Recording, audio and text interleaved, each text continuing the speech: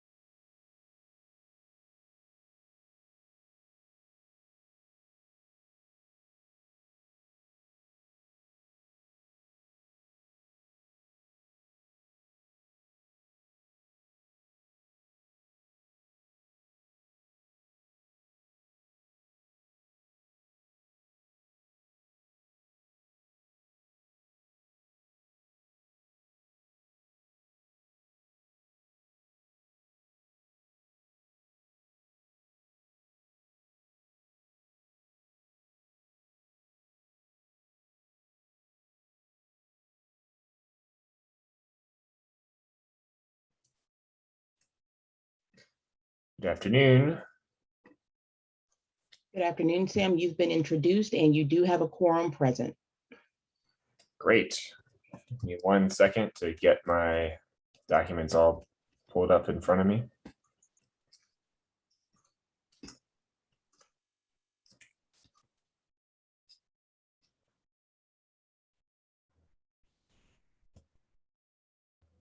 Okay, so the records show that we're beginning the regular board meeting of the Urban Redevelopment Authority of Pittsburgh for Thursday, April 8th, with a quorum of board members present. And for the record, it looks like all 5 board members are present. Is that right? That's correct. Okay. I do want to disclose, first of all, as an announcement, that an executive session of the board was held this afternoon at noon. It was a briefing on progress to date on the Lower Hill redevelopment on the 28 acres. No decisions, of course, were made, and it was just a briefing for board information. The first order of business will be the approval of the minutes from our last board meeting from March 11th. They've been distributed. If they're all in order, then a motion would be in order to approve them. Take that as a motion in a second. All those in favor? Aye. Any opposed? Motion carries and the minutes are approved, which takes us to public comment. I think we have a couple of registrants for live public comments, and I'll also just note for the record there were, I believe, 2 public comment submissions, and maybe just 1 written public comment submission that has been distributed to the board for their review. It's the monthly progress report from Lance Harrell on behalf of the Lower Hill Executive Management Committee. It also will be posted to the URA website. And with that, I think we can start the live public comment.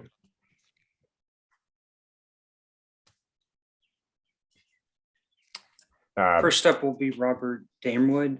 You have 3 minutes, and I'll let you know when you have 10 seconds left. Let me start my clock real quick. All right, thank you. Can everybody hear me? Yeah. All right, well, good afternoon, everyone. Look, I just wanted to clarify some comments that I made at the last board meeting about own PGH. Basically, you know, if you remember, I commented that the incentives are poorly aligned to the goals of helping very low-income home buyers and repairing homes in neighborhoods with high repair needs. Next thing I know, I'm cited in the Business Times as being opposed to own PGH. I just wanted to clarify I am not opposed to that program. I appreciate Jessica Smith Perry's creativity and hard work. And I'm pretty sure that the many members of the board share my concerns about the incentives. And I know that Jessica is working to look at those incentives and try to align them better to goals. The second thing that I'd like to comment on is I see that the board today will be considering funding for eviction defense, and I want to applaud the board for doing that. I want to thank Jeremy Carter for drafting workable guidelines for that kind of program. And I just want to mention that the eviction prevention infrastructure is siloed in Pittsburgh and Allegheny County, and this is an important move to work across those silos, right?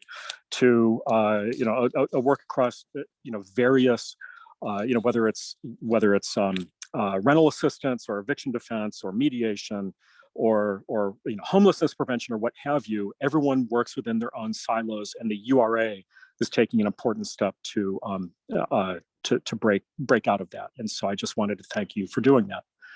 And thanks, and those are my comments.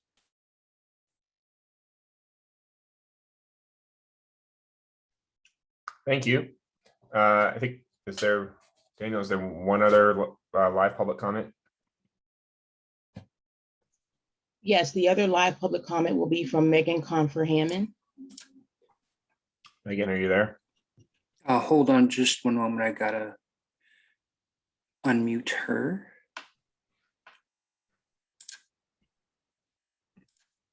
Okay, Megan, you should be good to go. And you have 3 minutes.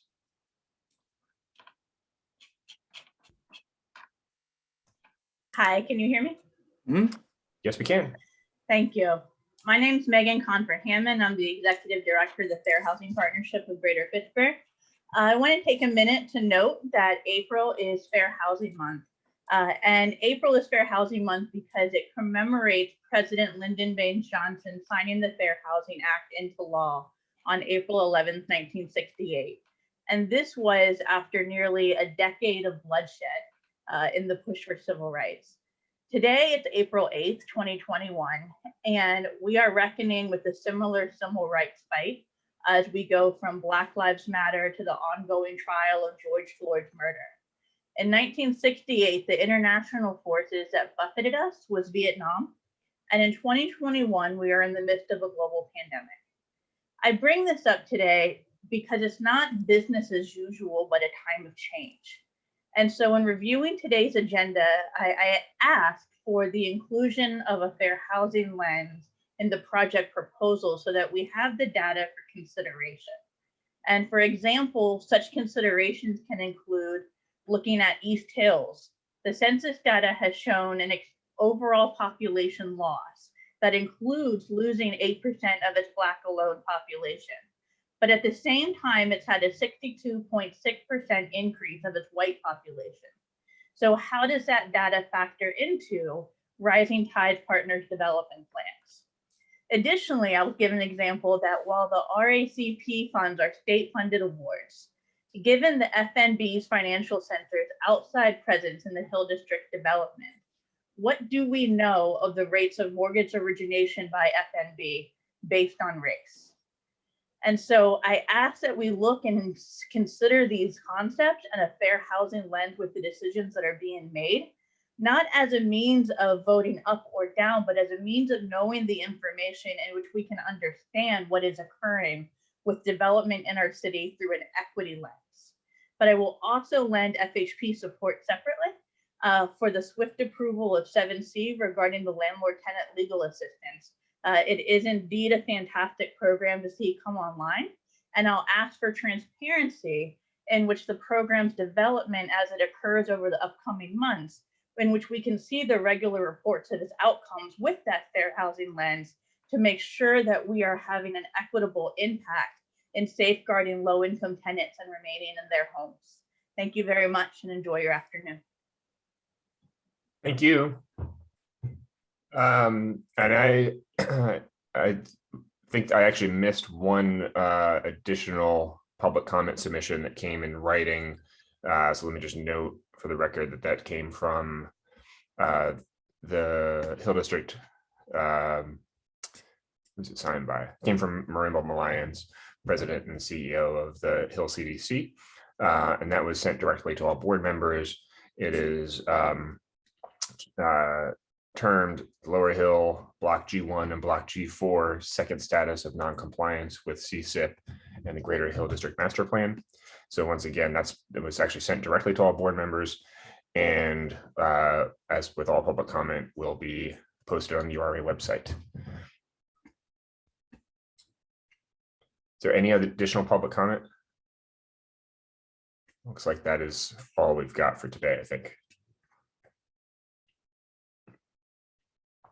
So then we will move into announcements and the first quarter impact report.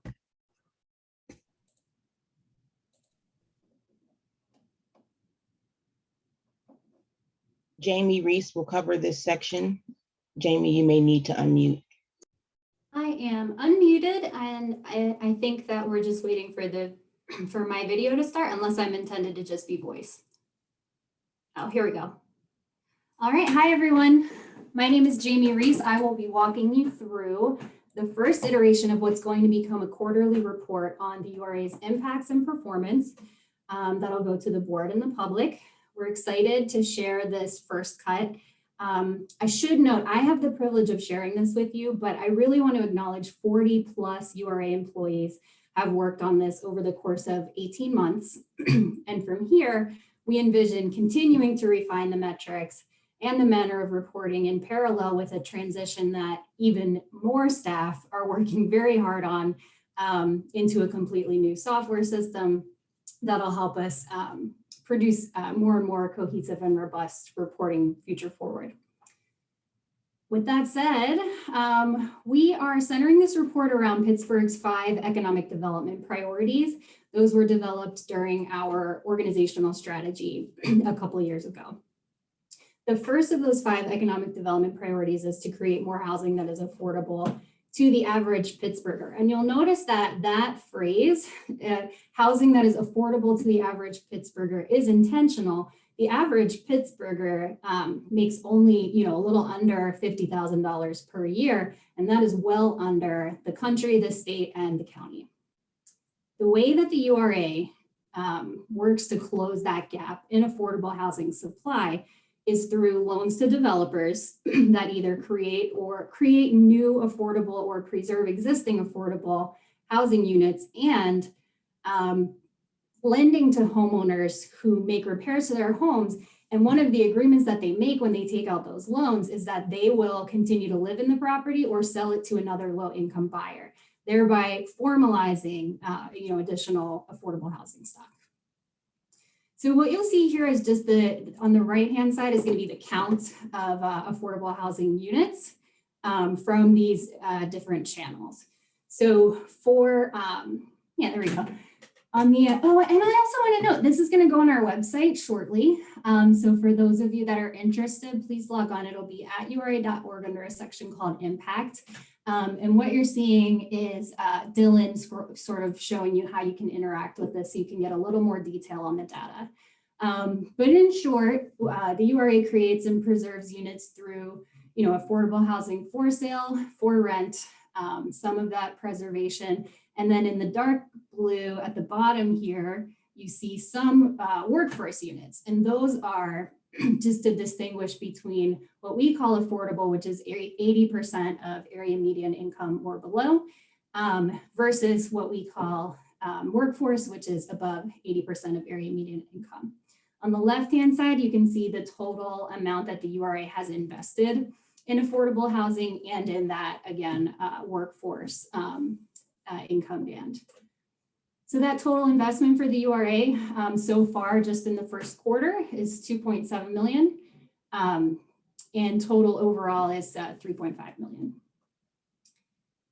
Next, we're going to look at the borrower representation. This is just for those home loans that we talked about for repairs. Right now, and this is hot off the presses as of a couple days ago, 71% of our homeowners that are making repairs are minority or women or both heads of households. This is a really interesting flip because most of the time we hover around like 80 to 85%. But I think we'll see, ebbs and flows throughout the year. The last thing we're going to see at the end of each of these impact reports is something that I don't think we have too much time to get into, but I will encourage you once we do put it on the website to take a look at each of these stories, and there'll be links to those stories. This story we're drawing attention to because while the URA has our mission orientation, we are still a redevelopment authority. And with that comes sort of the channels that the URA has always had to reclaim and transform vacant property for public good. The difference now is that we're trying to use those tools in addition to new ones to achieve those mission-oriented things. This project that we're highlighting is the Larmer School, which we're really excited about because it's been sitting blighted for decades, and now you drive by and you see all of that activity happening. From here, we can look at our second economic development priority. And these are, when I say second, that's certainly not a weighting of which ones are the most important, but that is to encourage more entrepreneurship and small business development. I think many of you who are watching today, including the board, you're very used to seeing a lot of these facts and figures. One thing I'll point out to you though is there's a little bit of a focus at the moment on business resilience that we want to call out.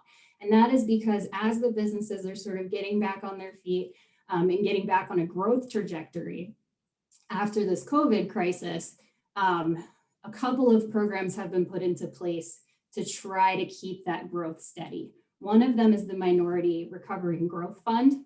And that, as we know, is the first URA program specifically targeted for minority owned businesses. We've had 12 closings this quarter in that Minority Recovery and Growth Fund. We also have had 29 commercial rent relief grant recipients, and those funds are matched by landlords. You can see our minority and women-owned business representation remains high at 88%. And there is some information here on our traditional commercial loans. What is not pictured here is our affiliate lending. We had 4 closings through Invest PGH, and we're exploring ways to sort of show that data to show sort of the relationship between the affiliate and the URA as our staff capacity continues to be directed towards making good use of that creative and new funding source. The last way that we help small businesses and entrepreneurs is through simple wayfinding and connections to resources. So on the active side of things, that means going out into communities, attending events, and in these times of COVID virtual environment, it means hosting webinars. This quarter, we did have one webinar with 57 attendees, but we also, from a more passive lens, is to make sure that we are able to follow up with those community members. There are staff here at the URA that will answer your calls and emails and help you find a connection. We have, I actually saw a very robust flow chart of all of the different resources that those staff can direct you to. And we've done that with over 100 individuals this quarter. I will encourage you to take a look at this Barnard Spotlight as well. This is about Cafe on the Corner and some programming that they have to support the local teens and young adults, which they are doing because they want to counter some violence and sort of improve their communities. Now we can talk about promoting inclusive growth and quality job creation. So here at the URA, as an economic development authority, there are things that we do to try to grow our economy, but of course to do it in an equitable way. And I think it's worth taking a minute to think about what we mean by inclusive economic growth as opposed to equitable development. Equitable development is about making sure that the pie is divided in a way that is fair to everyone and making sure that everyone gets a piece of the pie. Inclusive growth means making sure that the pie is growing while we do that. So with all that in mind, we can talk about how the URA's programs and activities can sort of provide, a way for individuals to start on a path towards economic opportunity. The first thing that we need in order to benefit from the economic growth of the region is just solid footing, starting out on a solid foundation. And that means making sure that your basic needs are met. Those basic needs are met in the most basic way by making sure that people have access to stable and affordable and accessible housing. So what you're seeing here is the number and amount invested in housing crisis prevention through the Housing Stabilization Program and accessibility improvements to housing for homeowners and renters. So you can toggle between those two. You'll see that, we've had over $18,000 invested in those accessibility improvements and more dollars going out for housing crisis prevention every day. I think at that moment it was over, what is that, 3? Can you hover, Dylan, over yeah, there we go. Yeah, over 300,000 in that moment, but it's truly flying out the door every day. Next, we can talk about what happens when the URA supports a development project. So what we're used to hearing on sort of a monthly basis is we're hearing about these huge development projects. We're hearing about huge financial commitments. And we talk about the large economic impact, the millions and millions of dollars going into those things. But what we don't always think about is just on a much more incremental basis, what is the economic activity that's coming out of these projects? So in order to take a look at that, we started with an example of the funds that were dispersed this quarter for tax diversion projects. So projects that had already been committed, funds through a tax diversion. The money is now going out the door for the work to be done. So what we're showing here are the economic effects in terms of employment earnings. So those earnings are coming from the work that is being done to get to the construction type work that's being done. So that's where you'll see that first line, $235,000 in labor income, just from the construction phase of that 500,000 plus that's been paid out for these projects in the first quarter. The second sort of layer of economic impact and employment impact is on that sort of second line that's called indirect economic impact. That comes from the goods and services that are purchased by the firms that are doing the construction work to carry out the project. And then the third sort of ripple effect that you'll see in terms of employment is the income that's coming from purchasing from the individuals that are earning off of the direct and indirect economic effects of that project. The last thing that we look at here is sort of what's the contribution to gross regional product out of all of those things. And that number just for this quarter happens to be over $800,000. And again, that's just restricted to tax diversion projects that are being paid out right now. So what does that mean for an individual? Yes, we want you on solid footing. Yes, we want to make sure that there's good employment opportunity in the region, and that is something that we will continue to drill into as our data ecosystem gets a little bit more robust. But it also means let's talk about that wealth gap. The two ways that we all know can help an individual achieve wealth generation is buying a home and starting a business. So one of the ways that we help people buy a home is through down payment and closing cost assistance. This figure I actually need to update. It's 24 at this point have been helped with down payment and closing cost assistance so far this year for more than $300,000 in total investment. And I want to note that 20 of those 24 were at or below 80% of area median income, so considered low income. And 22 of those 24 were minority and or women heads of household.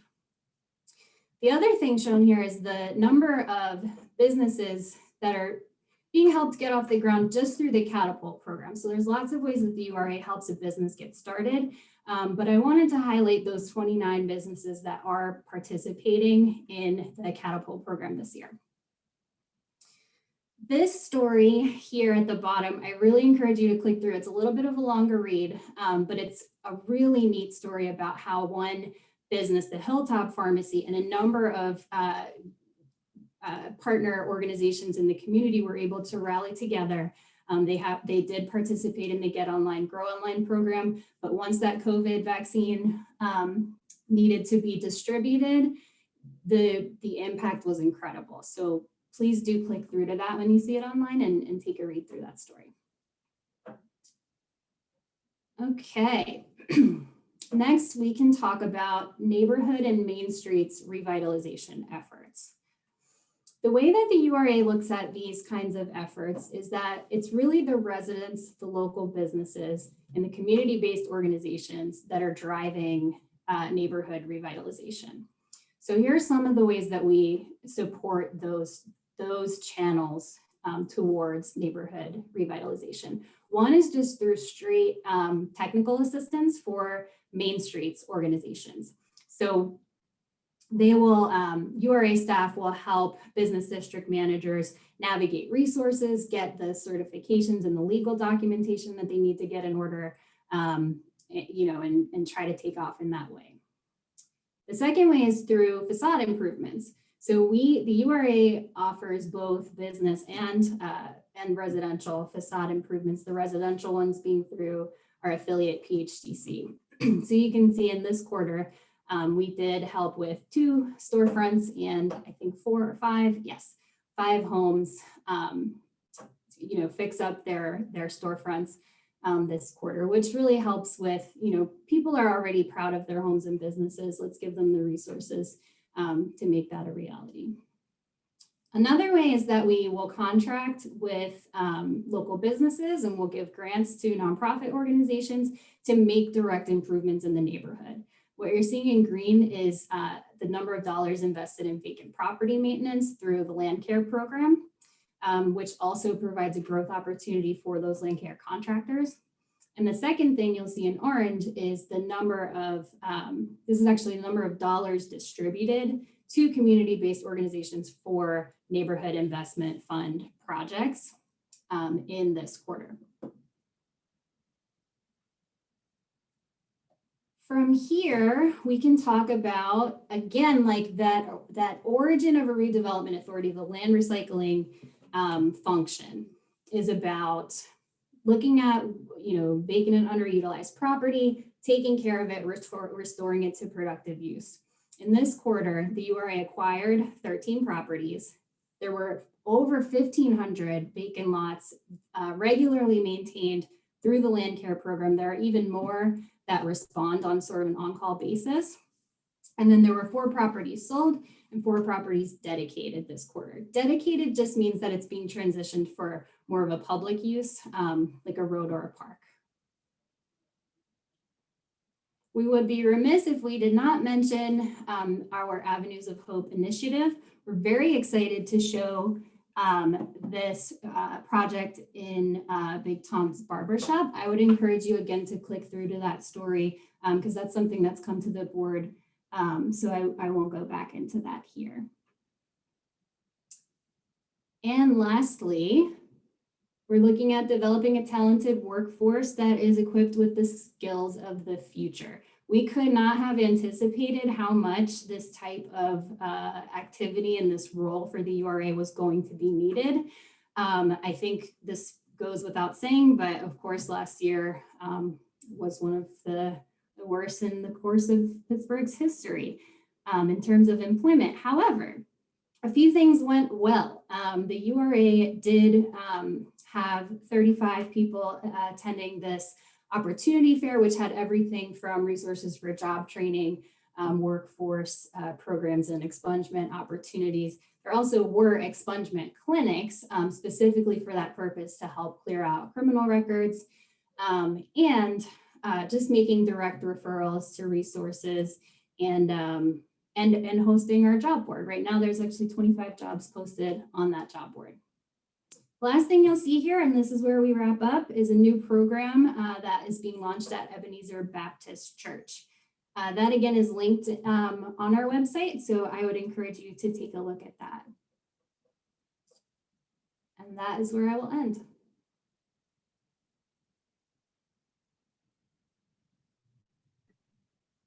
Thanks, Jamie. That was a lot of information, really well presented. Actually, incredibly helpful and I think dynamic briefing. Other questions from members of the board or any comments anybody wants to share? Yeah, I was going to say, Jamie, this is fantastic. I think, you know, some of your earlier points of how to help us contextualize some of our projects and not just the money that we're putting in up front, but how that money helps to spur development and investment in the, you know, neighborhood surrounding that project is really helpful. I think, you know, I'd love to see more of this. Something that would be helpful to me personally, again, in our mission, in our group's pursuit of trying to really clarify and be transparent about our mission to make sure that racial equity is embedded in all of our work is if for some of this stuff we could break out, you know, per you know, types of loans we're putting out, how we are directly investing in Black residents. And there was also, I believe, a question or comment about AMI, which is something I was thinking about as well, you know, when we're talking about our massive investments for some of our housing stabilization programs and the other ones that you mentioned, if there's a way to really show how we're getting to our you know, most vulnerable Pittsburghers would be helpful. But I love the way that you presented this data. I think the visualizations are super helpful, and you know, presenting this information in this way is something I personally would love to see more of in the future. Thank you for all you and the whole team for all your work on this. I know it wasn't an easy lift. So I want to underscore the fantastic work that Jamie and the performance measurement team has done. We are working to get to this sort of balanced scorecard. And I know that's very high level data. And so we are open and amenable. We want to hear the data that folks want to see tracked. And so I think this is a great first start. And I know that the board has been hungry to understand, you do a lot of votes. What does that mean? What does that translate into? The team has done a fantastic job of presenting this. Thank you, Jamie. Completely agree. Any other questions or comments from board before we move on?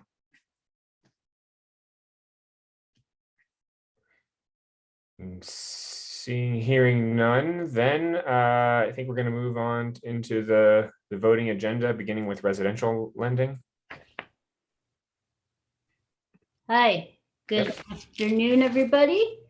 I am here today. This is actually really exciting. I'm here today to talk about what could be the final board resolutions for the 7-year Larmer East Liberty Choice Neighborhood project.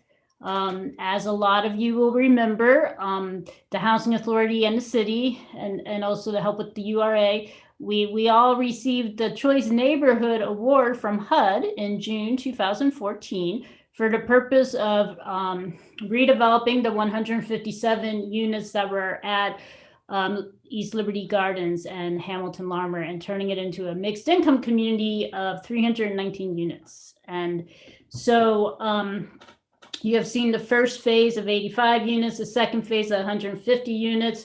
We kind of skipped phase 3 and moved directly to phase 4, which was the Larmer School, which is now under construction. And so today, these authorizations are for the financing of phase 3, which is a mixed use, mixed income apartment building on the corner of Larmer and Meadow Avenue in Larmer. And it'll be 42 units, 38 of them are in the building, and then 37 of them are in the building and 5 are adjacent townhomes, and it will include 4,000 square feet of commercial space. So you can see the breakout of the unit types on the screen. Most of the units are affordable at 60% area median income or below, with 9 of them market rate for the neighborhood. This is almost a $20 million, a $19.6 million project.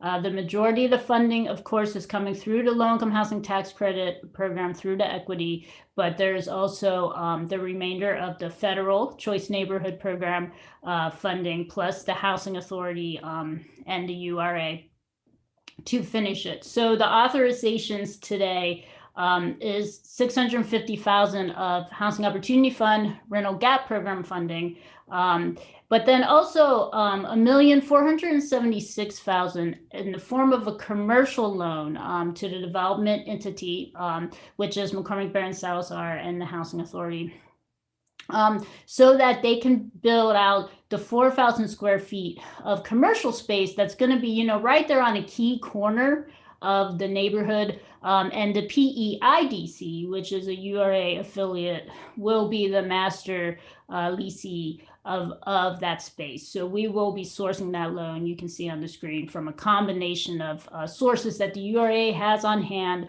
our UDAG, CDBG, and PAYGO, and some real estate funding, so that we can support bringing commercial back into the Larmer Avenue corridor. So today on the phone is Lindsay Evans from McCormick Barron Salazar, and also Anissa from the Housing Authority, if there are any questions. Thanks, Jessica. Any questions from the board?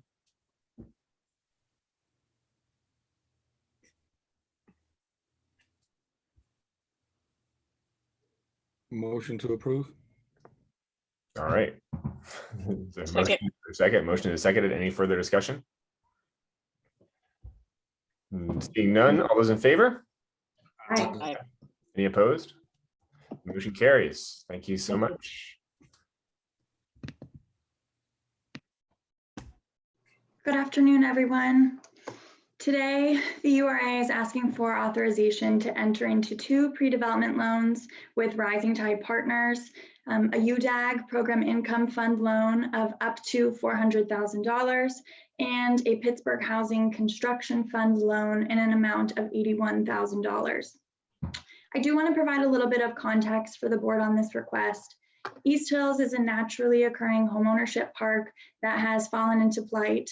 Almost 60 years since it was originally created, the homes and the communal spaces are requiring pretty substantial renovation. And in 2019, the URA provided funding for East Liberty Development Incorporation and their partner Help Pittsburgh. And they analyzed the neighborhood's property conditions, unit ownership, liens, legal documents for the park. They also surveyed homeowners and tenants about the neighborhood conditions and about problematic landlords, and they revived the homeowners association. So the product of this work, this loan from 2019, was a strategy report that was released in December of last year by Rising Tide Partners and their other partners. And this strategy report stated a reinvestment strategy for the East Hills Park. And I want to highlight a few of those strategy points. So the first of which is that 50% of the homes in the neighborhood require roof replacement or other significant repair. And of the 167 townhomes in the East Hills Park, 32 are vacant and only 37% are owner occupied. So as a result of their findings, Rising Tide Partners is moving forward on this reinvestment strategy that they highlight in the report. And they're asking for the URA to help them increase affordable home ownership and revive the communal spaces in the park. So today's ask is a small step forward in the strategy. As I mentioned, the redevelopment of East Hills Park neighborhood is multifaceted. So first, there's an acquisition and stabilization of 30 vacant townhomes in the East Hills Park. 3 of these homes are currently in the city's land reserve, and the remainder will require Rising Tide to use Pennsylvania's Conservatorship Act so that they can acquire the titles lien-free.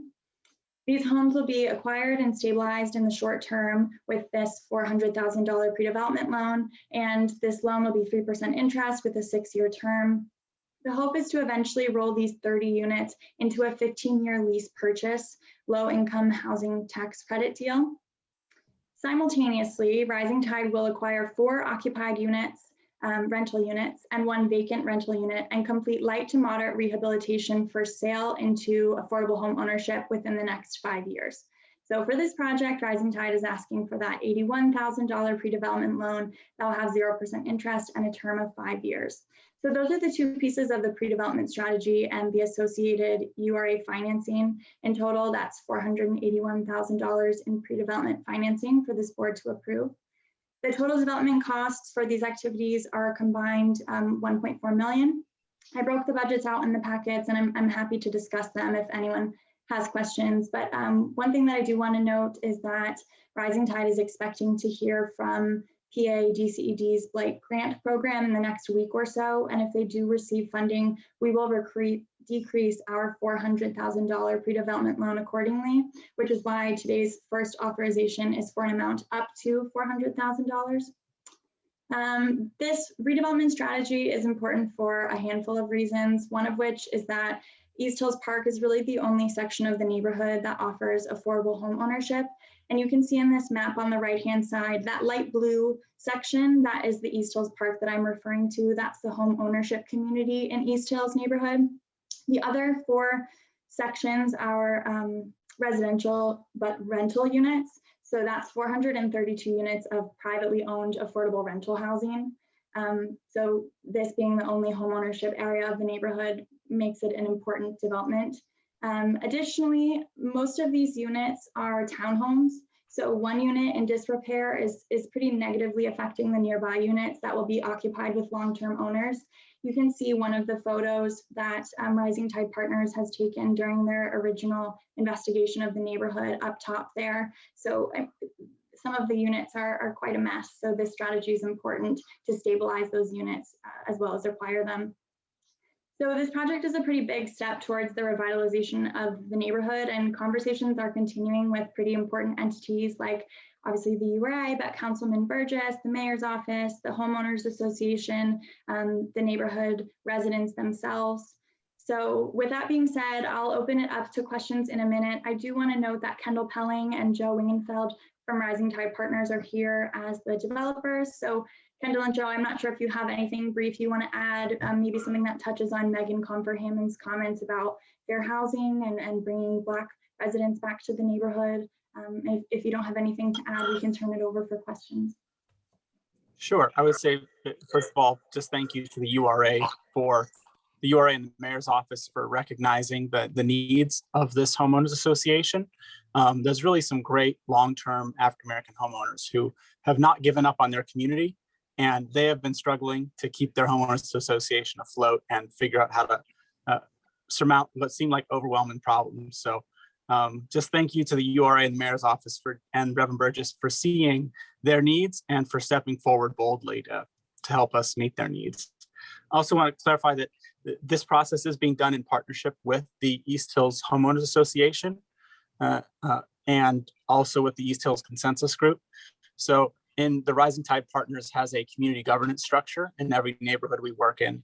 So the properties that are acquired here will be put into a LLC entity, and that board of the entity, half the seats will come from the community and will be appointed by the Homeowners Association and East Hills Consensus Group, so that we ensure that our regional nonprofit is making decisions with our community leaders and not for them. This is a great step to be able to empower the Homeowners Association to move towards stability and to ensure that the community is able to achieve its goals and protect and restore itself. If I could very quickly, she's not on the call today, but Diane Daniels has been instrumental in this work. She's been reaching out for quite a few years, asking for more attention to be placed on this part of the community. So I'm very, thankful that the work has reached a point where we can start to invest in some of her ideas and that community voice. I hear from residents all the time, their homes are blighted. They're at risk of losing their homes because there are publicly held parcels that are not being addressed and taken care of. So I think we can do something about that today and not, just have meetings about how we invest and how we improve this neighborhood, but actually put some action towards it.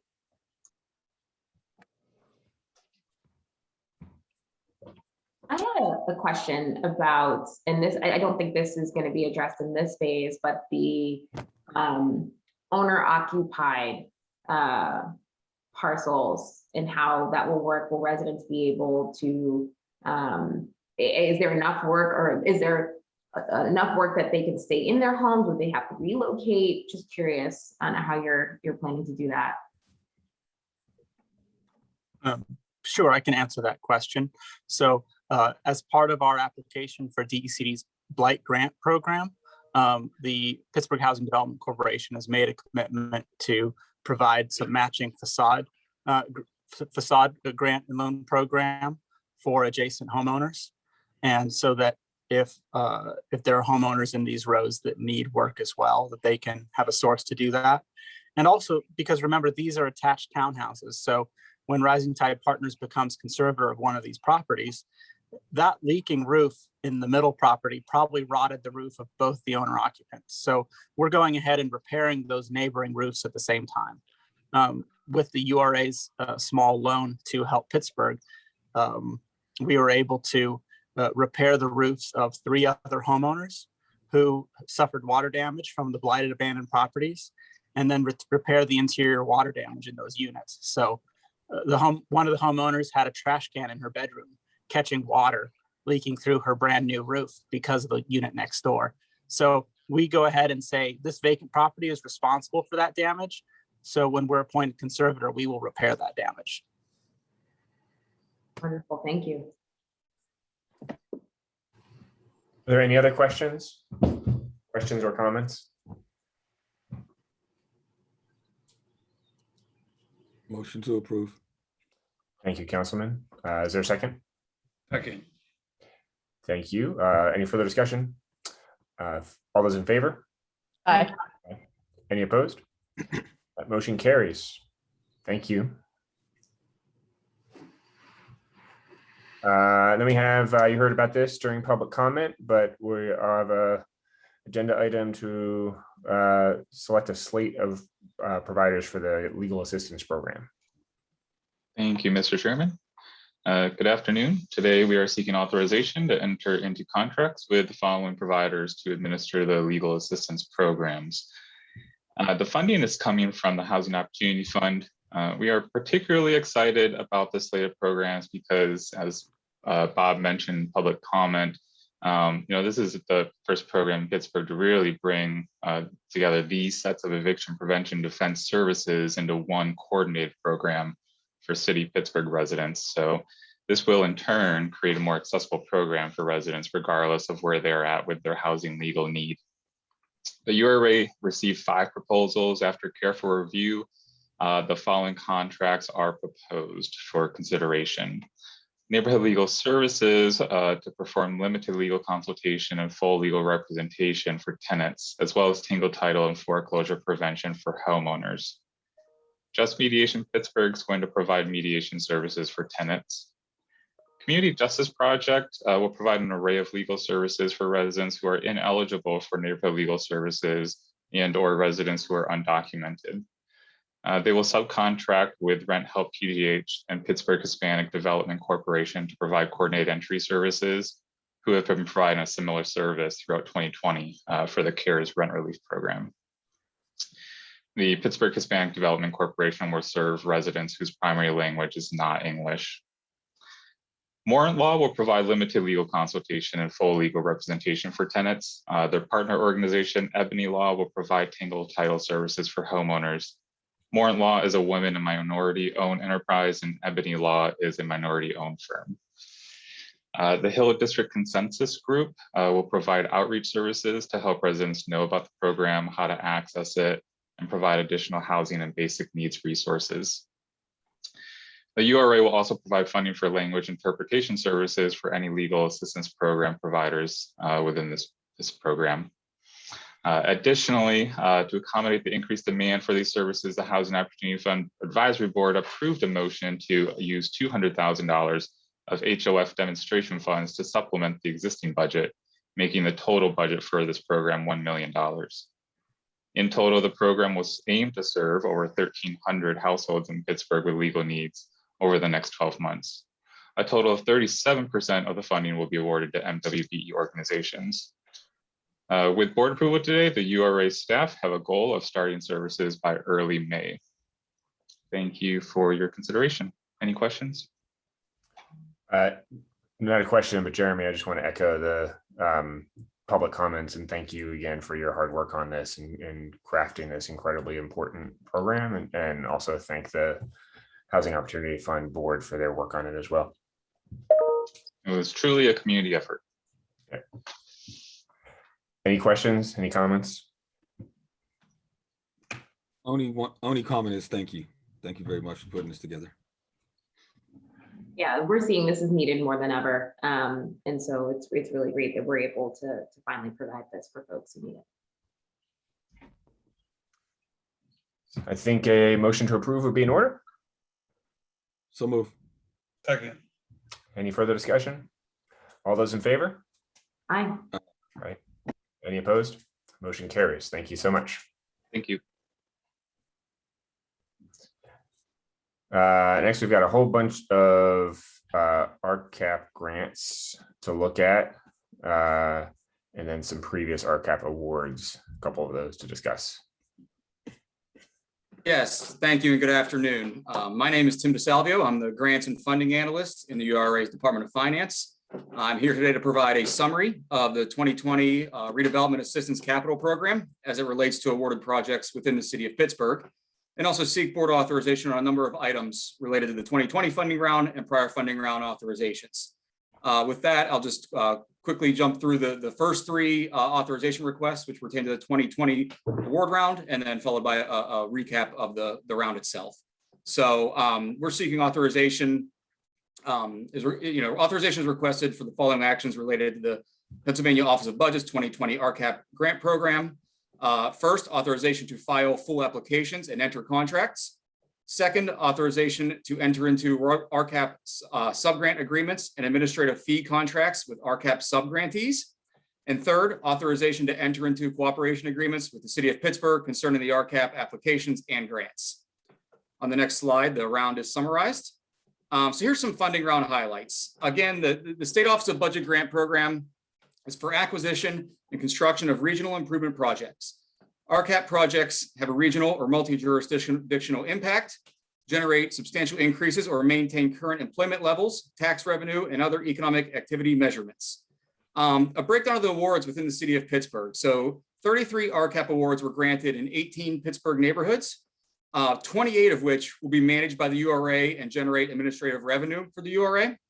The total for those 33 or for the 29 URA managed awards is $41,750,000. And there are 3 URA driven projects that were awarded funding that are summarized on the next slide. Those URA driven projects are Lower Hill Block E, which was awarded $3 million. Ferrywood Industrial Site Prep awarded $500,000. And Larimer Phase 3 Commercial awarded $500,000. And just a quick summary of the timeline. The award letters for the 2020 funding round went out in December of 2020, and the full application deadline to submit, the post-award applications is June 23rd, 2021.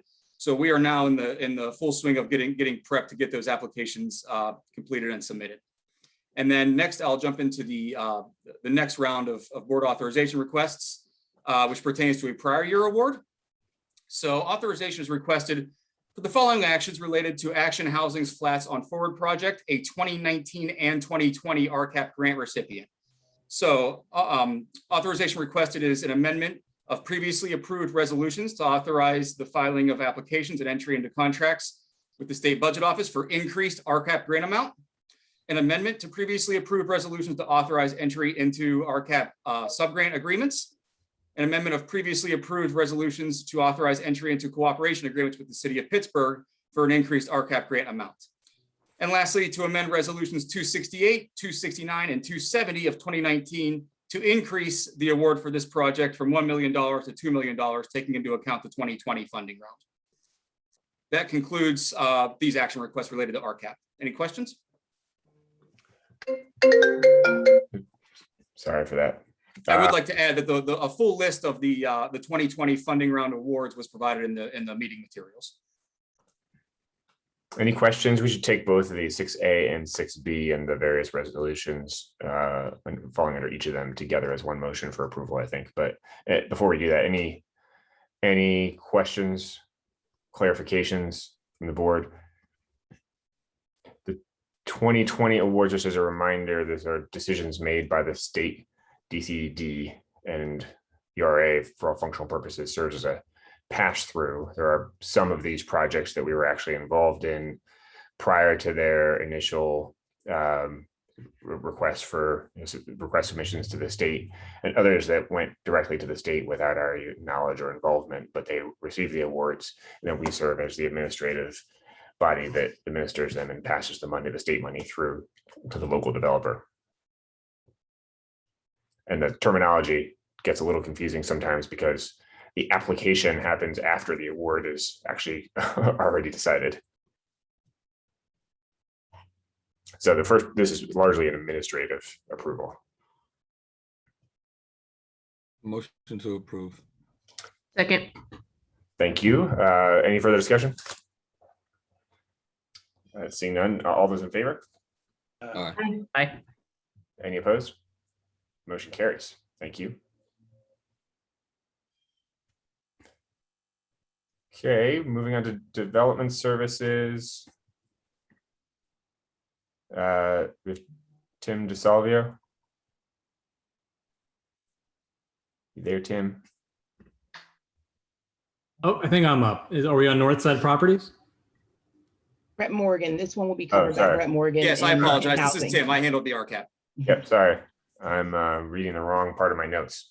Go ahead, Brett. Thanks. Hi, everyone. Today I'm requesting authorization to one, accept the proposal package submitted by Northside Properties Residences 4 LLC, and two, enter into a disposition contract for the sale of 28 URA-owned parcels for $1 plus costs. To provide some general background on the project, Calbride Place is located in the California Kirkbride neighborhood. It's at the intersection of California Avenue and Kirkbride Street. The development will include the new construction of 42 units, which will be contained within a new 30-unit apartment complex and 6 new duplexes. So though the action today is to enter into a contract for the sale of 28 parcels, the development will occupy 45 parcels in total.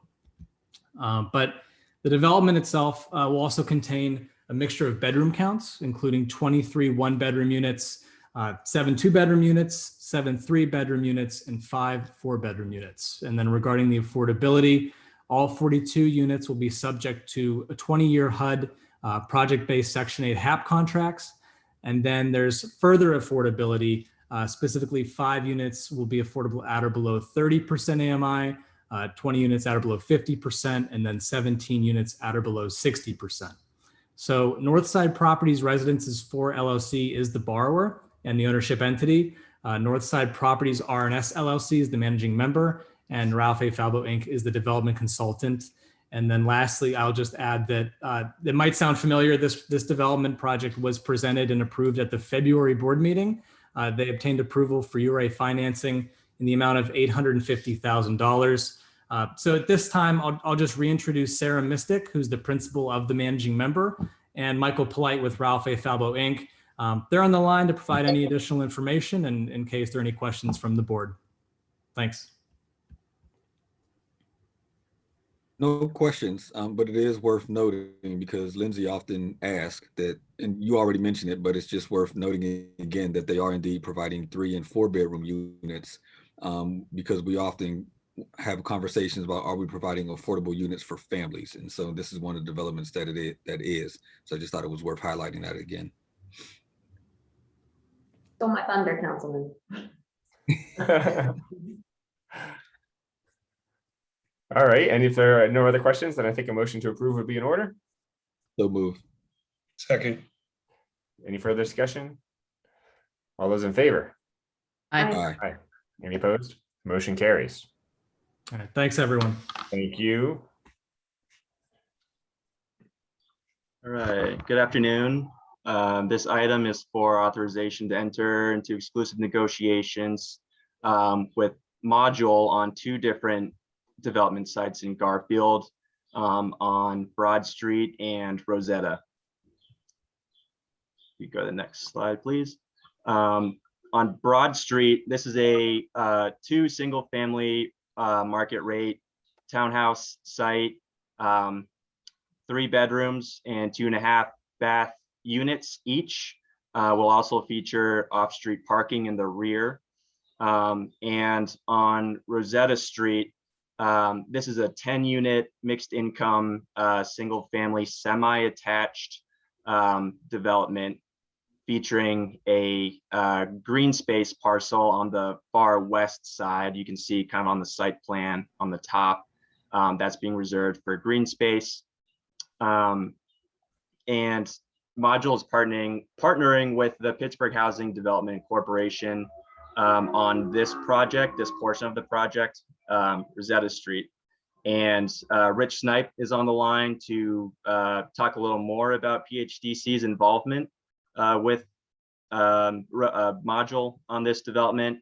And following Rich's comments, we also have Lou Xu and Brian Gaudio from Module to answer any further questions. Good afternoon, everyone. As Jack had mentioned, the Pittsburgh Housing Development Corporation has been working with Modular Development LLC for this project. The goal has been from the start to be able to provide much needed affordable for sale housing in the community.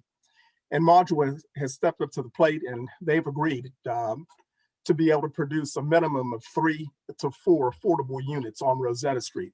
That's to give you a little bit of history or context about Rosetta Street. 20 years ago, there were actually houses on that street. And this is before Garfield became the neighborhood that it is today. Because of a lack of investment, the homes were run down. Subsequently, they became torn down. And if you ride down the 5100 block of Rosetta Street today, you'll see basically what is turned into a dumping site. The homes have been torn down. So this is an opportunity not only to provide affordable housing, but again, to be able to bring the community back. And with working with Module, we've put a lot of emphasis on the design of the home, working diligently to be able to make sure that the homes are going to be affordable. And to add to that, 2 of the PHDC's staff members happen to be homeowners and live in Garfield. So they've been actively involved in the meetings with the community and working together to make sure that we produce a quality product for this neighborhood.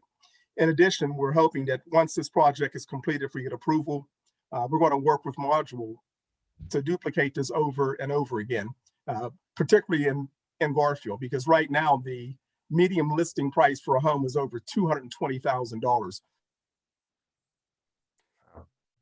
which is making it difficult for families to be able to live in a community. So our goal is to produce as many affordable units as possible in that community and strengthen that relationship with Module to be able to do that. As Jack had mentioned, we're talking 10 units altogether. 3 to 4 of those units will be affordable to families at or below 80% AMI. The goal is, again, to be able not only to provide affordable unit, but to help families build wealth in a community where the property values are rising. And that's what our goal is this afternoon. We'll be working with Module to produce the funding needed in order for the grants. Some of the challenges that we're facing right now, as everyone knows, is the cost of construction is extremely high. It's jumped to somewhere between 135 to 200%. But Module is still committed to making these homes affordable. And so we're proud to be partnering with someone who's committed to making affordable housing available in a much needed neighborhood in the East End. And we're open for any questions.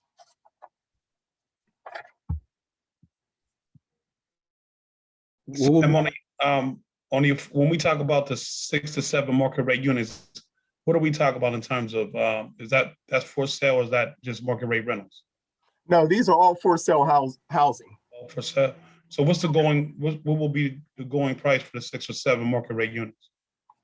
That hasn't been determined yet. It all will, the numbers keep going up. So that'll be fleshed out once we have a final budget in place.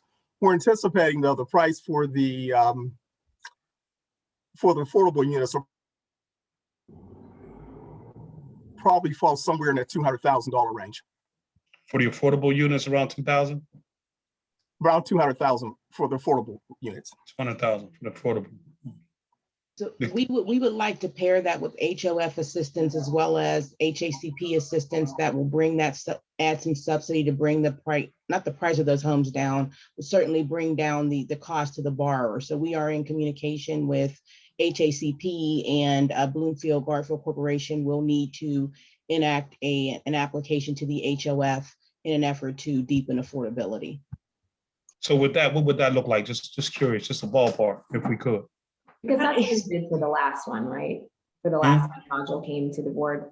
Yeah, I remember, that's why I was asking, because I know it Mhm. hadn't been flushed out the last time they came here. And their headquarters is here, correct? Correct. The project, we recently completed a project on Black Street where we had one unit that was a 2-bedroom home, 80% AMI or below. We ended up selling that to a home buyer, first time minority female home buyer who was probably in the 60% AMI range. The sales price on that unit, which was going to be different than these, but that was about 183 pre-second deferred mortgage, pre-HACP grants. So that price to her was probably closer to 130 after those other subsidies kicked in. But we're really excited to work with PHDC on this project because this is, the idea of mixed income is about balancing market rate and affordable. And, the track record that PHDC has speaks for itself, and we're very excited to work with them. I just wanted to ask that question because, in Garfield, a lot of it is filling the market rate and that they can't afford and it's being pushed out. That's a lot of calls I'm sure we all get. So I just was, I was curious about how this mixed use is going to look. It's mixed income, I mean.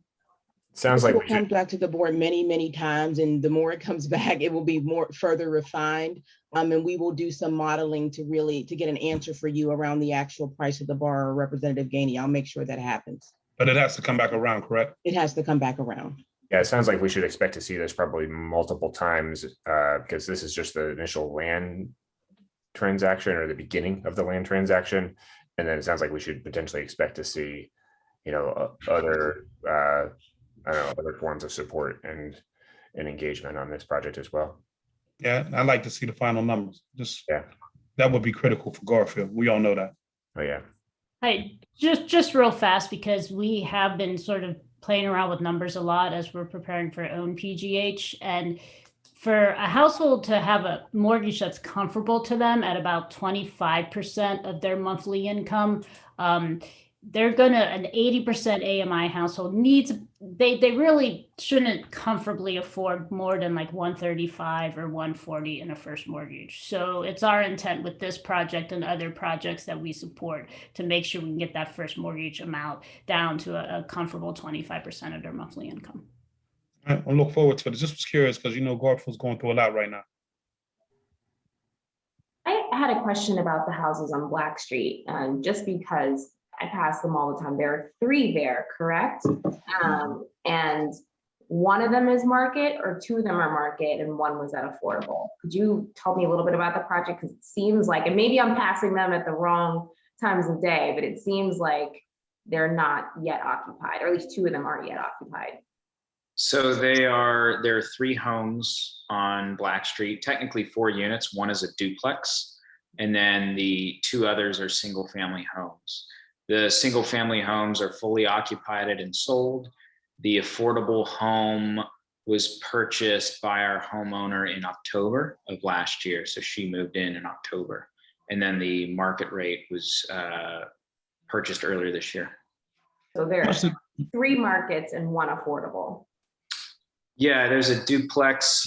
It's one structure, but it's an up-down duplex. That's a rental project technically. And then the other 2 were for sale. How much did the market rates go for? So the market rate house went for $395. 395, 395,000? Correct. And then the affordable one was 183 pre-second deferred, pre-HACP. And could you remind me as well, I think if I remember from the last time you guys came here, the kind of special thing that you do as well is making them energy efficient. Is that correct? Can you talk a little bit about that? Yes. So actually the affordable house received a high performance HVAC system. So an extremely energy efficient HVAC system, and also received some very high quality windows and doors in the house, and then extra insulation on the outside of the house. Basically all of that meaning that the homeowner will have to pay, won't have to pay as much if they were using, traditional larger HVAC systems. Also, the homes are all electric, so they're not using fossil fuels to be heated or cooled, which is another value add to the homeowner. And we've just started to collect energy utility usage from the homeowners, because that's important for us to track as well, to show that those investments into energy efficiency are paying off for the end occupant.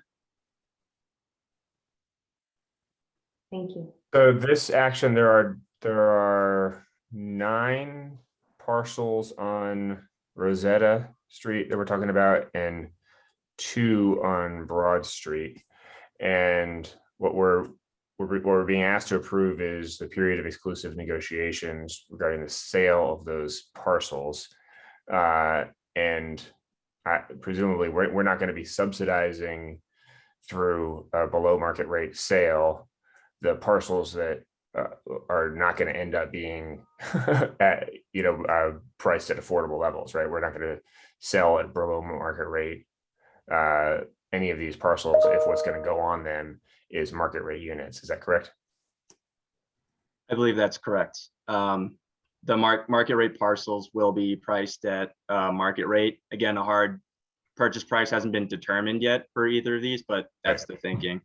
And also to clarify a point that was raised earlier, this is, again, just for exclusive negotiations. This item will be back at least, 2 more times in our disposition process for approval of an official proposal, which we'll issue once we set the purchase price for each site. And then after that, approval of final drawings and final evidence of financing. So 2 more times. So I guess clearly it sounds like we would like to see, just surmising here, but we would like to see the period of exclusive negotiations be able to be used as a way to sort of flesh out in more detail. And these can be at affordable rates. Obviously, the more the better. If we can use the land sale prices to potentially get more of them at below market rates, that's probably better for the neighborhood. And we look forward, I think, to seeing greater detail as we see both these land transactions come back before us a couple times, and then probably other aspects of this development come before us. Yeah, Sam, just to be clear though, they have to come back before to be a final vote on this project, correct? Yeah, they have to come back on the land sale, but then this is like the exclusive negotiations to sell them these 11 parcels on on Rosetta and Broad. Yeah, 2 of them are on Broad and 9 of them are on Rosetta. And they got to come back to us with exactly what the purchase prices are and everything for final approval. Okay. And then if there are, as Diamante suggested earlier, if there are sort of housing opportunity fund or other mechanisms that we have that we can deploy to help make more of these actually affordable to low-income homeowners, we would expect to see those those for consideration before us as well. Mm-hmm. And exclusive negotiations just means that we're taking these off the kind of public market, and Module has basically exclusive right to negotiate with us for the next 6 months, I believe it is, or 90. Yeah. So it's just removing it from public market. Right. And then the results of those negotiations will be a proposal to purchase the 11 parcels for, a certain amount of money, and that'll be brought before the board for a vote. Yeah, I just, some of my concerns, I think, would be that while this is, I think, really innovative, and obviously I'm a huge proponent of trying to create mixed income neighborhoods, especially in a neighborhood where we've all said, home ownership here would create a massive amount of equity for, someone who's able to purchase under market and to purchase the affordable house. I just have a lot of hesitation with the kind of limited dollars that the URA has, putting, $4 million for us, probably several, maybe an additional $1 million from the housing authority for 3 units. It just seems like, that's 3 units, and, probably the cost of what land would be as well, probably bumps that price up a lot. And so, I just wanted to voice that concern is, while I do, again, think that this model is interesting. It does have a very steep price tag to do, very few units. So. And I don't know. We talked about that for the Black Street properties too. Yeah. they were and I think pretty that was my concern then as well, is that it was, and this is, we said it as well, that it's a lot of money to do this. And obviously high quality housing is a lot of money, and considering, construction period has gone up, construction prices period have gone up during COVID. So I'm sure your numbers are jacked up as well, but it is concerning to me that, this is such a high sticker price and the, yield is very low. Well, and Garfield, I mean, I guess the other thing to add is that Garfield has sort of already become a pretty mixed income neighborhood, and just trending more and more in that direction as the private market drives up the cost of for sale homes. And, that's not to, that's not to understate the incredible work that Bloomfield Garfield Corporation has done in the neighborhood to invest in affordability and to make sure that they're maintaining long-term affordability for residents there. But, I guess we also question a little bit the need for new market rate investments in a neighborhood that's already trending in that direction, when maybe what we need more of is affordable homeownership opportunities there. And that's why I was asking the question, Sam, but yeah, you said they have to come back towards us, because at the end of the day, it's already mixed income. Right. The question is how we push in the market and what we're going to do. Right. And you and I both know that could be problematic. Right. And this isn't like a depressed neighborhood where we're trying to bring market rate into it, because everything is already below market rate. One of the things that I think the board should also be aware of, we've seen an uptick in conservative applications from private developers, with Garfield being one of the targets. And so we have no guarantee that these are going to be socially aware private developers that want to work with organizations like the URA and PHDC. So we try to take a surgical approach so that we can interject ourselves. We own the land, so we do have the control, but I think that this gives us an opportunity to try to push for some affordability and keeping people in the neighborhood, and also bringing folks back to the neighborhood that may have been displaced through different cycles. So this will come back to the board repeatedly, but I do want everybody to be aware that we may see a continued uptick in conservatorship being filed by private actors who want to get control over public land, and will make it even more difficult for the URA to intervene as a responsible, steward of trying to push affordable housing. Okay.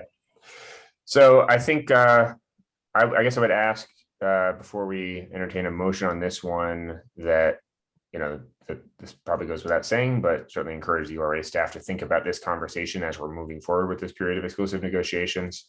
And if you're going to, as you come back to the board with further proposals on this project, hopefully they will reflect the concerns that have been identified here. Noted. Thank you. So with that said, is there a motion to approve again this preliminary period of exclusive negotiations? The move. The motion, is there a second?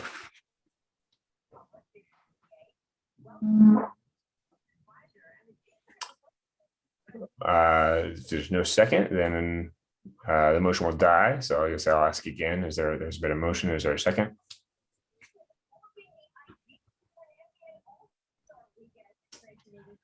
I'll give it one more time. Is there a motion, is there a second? Even if the board would like to vote no, you have to do the second motion so that you can all register your nays. Gotcha. I can second it then. Oh, okay. I mean, I think under Robert's rules, if there's not a second to a motion, the motion just dies. I'm sorry. I thought you needed to have them vote yay or nay. Not necessarily. I think under Robert's rules, if the motion could just die if there's no second. My error. The period of exclusive negotiations would not be approved. So is Nathan or somebody on that can confirm? Hi, Director. Yeah, that's our interpretation as well, that if there is no second, that yeah, the motion would not be approved. There'd be no further action necessary. So I'm going to not consider Director Powell's motion. I'll take it back. I take it back. I'm And I think we move on to the next agenda item. And We'll put it in the minutes. Yep.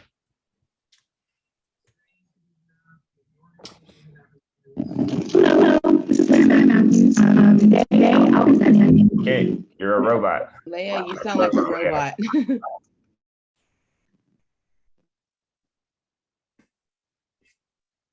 Is this any better? Yeah, that's way better. All right, sorry about that. So today I'll be presenting and requesting approval for the Center Avenue Development Fund guidelines. Next slide, please. So the Center Avenue Development Fund guidelines will provide funding for all of the Center Avenue Round 1 developers. This funding will cover PWSA infrastructure expenses and pre-development expenses. $20,000 will be available for the PWSA infrastructure expenses, and those funds will be available immediately after these guidelines are approved. We're also offering $50,000 for each developer for pre-development activities, and this portion of the funds will be available paired with project milestones. So once a developer has entered into a URA disposition contract and we've accepted their proposal, we will make $25,000 of that 50 accessible. And then when they come back and show us that their project is 75% funded or between 50 and 75% drawings, we will make the additional $25,000 accessible. This helps the developers because they see that as they achieve these milestones, there is funding to be unlocked for them. And it also helps us because then we can see how our injection of funding helps these projects advance. Any questions? No question. Just a tremendous amount of thanks. I remember we had a conversation maybe a year and a half ago, pre-COVID, where we talked about the challenges that each individual developer was going to have to take on relative to infrastructure and everything else. And therefore, we all had a conference call where you, Layla, and Director Walker and others were saying, we're putting your creative minds together of what you could do to potentially assist. So I just want to thank you for now actually moving forward on that, because I know it took a lot to figure out how to make this happen. So thank you very much. Leia and the team have been incredible figuring out how to do this and the right funding sources to make this very flexible. We also want to thank the Hillman Foundation for their contribution to the Center Avenue Redevelopment Fund. That will go a long way in providing these developers with some assistance.